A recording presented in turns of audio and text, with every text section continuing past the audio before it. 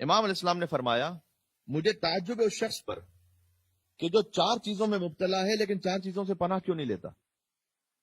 یہ جو 4 چیزیں امام نے بیان فرمائی ہیں یہ ہمارے زندگی کے سارے پرابلم ان 4 چیزوں میں، ان میں سے کوئی ایک ہی ہوتا ہے کہیں نہ کہیں زندگی میں مسئلہ. امام نے کہا کہ مجھے تعجب ہے اس شخص پر کہ جو ان 4 میں سے کسی ایک میں مبتلا ہے تو وہ پھر پناہ کیوں نہیں لیتا اللہ کی اس آیت سے کہ جو امام نے بیان کی.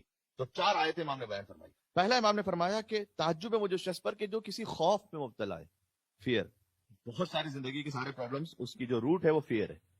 جو کسی خوف میں مبتلا ہے وہ پناہ کیوں نہیں لیتا اللہ سبحانہ و تعالیٰ کی آیت کی طرف کہ حسبنا اللہ و نعم الوکیل. اللہ اکبر، یعنی میرے لیے اللہ ہی کافی اور وہی بہترین ریپرزینٹیٹو ہے. ونعم الوکیل کیوں؟ امام نے اس کی دلیل بیان کی. امام نے کہا کہ اس لیے کہ جیسے اللہ نے کہا ہے کہ حسبنا اللہ و نعم الوکیل، سمعت اللہ عز و جل، تو میں نے اللہ عز و جل کو سنا کہ اللہ نے اس کے فوراً بعد یہ کہا.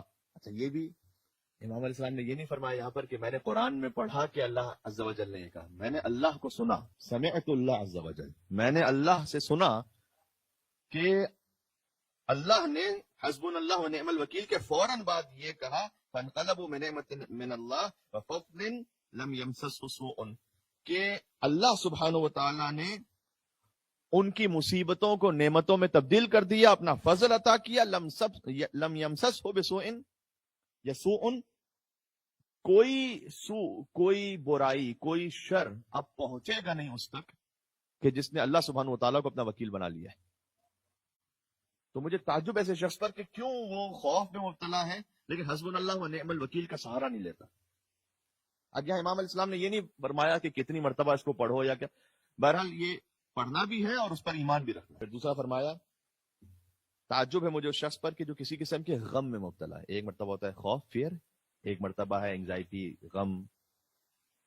تو وہ اللہ کے اس کلام کی طرف پناہ کیوں نہیں لیتا؟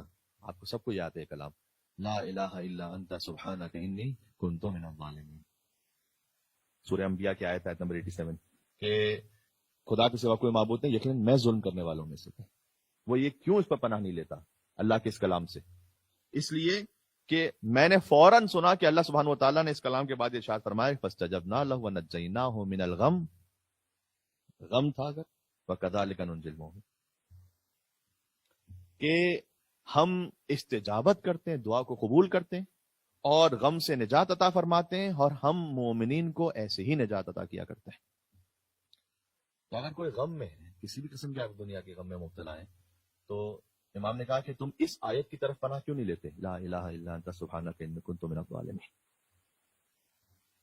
تیسرا امام نے فرمایا کہ اگر کسی کے ساتھ کوئی فراڈ ہوا ہے، مکر ہوا ہے، کوئی دھوکہ ہوا ہے. دیکھیں میں نے کہا کہ ہماری زندگی کے سارے مسئلے یہیں گھوم پھر کر آتے ہیں. کبھی فیئر ہے، کبھی کوئی سورو غم ہے، انزائٹی ہے، کبھی کسی نے کوئی چیٹ کر دیا آپ کے ساتھ، کوئی دھوکہ کیا ہے، کوئی مکر کیا ہے. امام نے کہا جس کے ساتھ مکر ہوا ہے وہ اللہ کے اس کلام کی طرف پناہ کیوں نہیں لیتا کہ وہ فوض امری الی اللہ ان اللہ بصیر بالعباد، میں تو اپنے سارے کام اللہ کے سپورٹ کرتا ہوں، سارے معاملات اللہ کے سپورٹ کرتا ہوں. ان اللہ بصیر بالعباد، اللہ سبحانہ و تعالیٰ اپنے بندوں کو خوب جاننے والا ہے. اس لیے امام نے کہا کہ چونکہ میں نے اس کے فوراً بعد یہ سنا، سورہ غافر کی آیت ہے، آیت نمبر 44 تھی، میں نے پڑھی ہے، 45 پڑھ رہا ہوں، اس لیے کہ اللہ نے اس کے فوراً بعد یہ کہا ہے فوقاہ اللہ سیئات ما مکروا، کہ بس جو اس پر یقین رکھنے والا ہے وہ فوض امری الی اللہ ان اللہ بصیر بالعباد، اللہ سبحانہ و تعالیٰ نے ہر مکر سے جو اس کی طرف آنے والا تھا اسے محفوظ فرما دیا. تو وہ کیوں نہیں پناہ لیتا اس قول کی طرف؟ اور پھر امام نے آخر میں فرمایا کہ اگر کوئی دنیا اور اس کی زینتوں کو چاہتا ہے، بہت دیکھیں فقط یہاں پر آخرت کی بات نہیں کی امام نے، اگر دنیا اور اس کی زینت بھی چاہتے ہو تو یہ آخر سب ہم و غم یہ ہوتا ہے کہ بھائی دنیا کی فلاں شے چاہیے، کوئی نعمت چاہیے. تو امام نے کہا کہ اس کی طرف پناہ کیوں نہیں لیتا اللہ کے اس کلام کی طرف جو سورہ کہف میں کہ ما شاء اللہ لا قوت الا باللہ.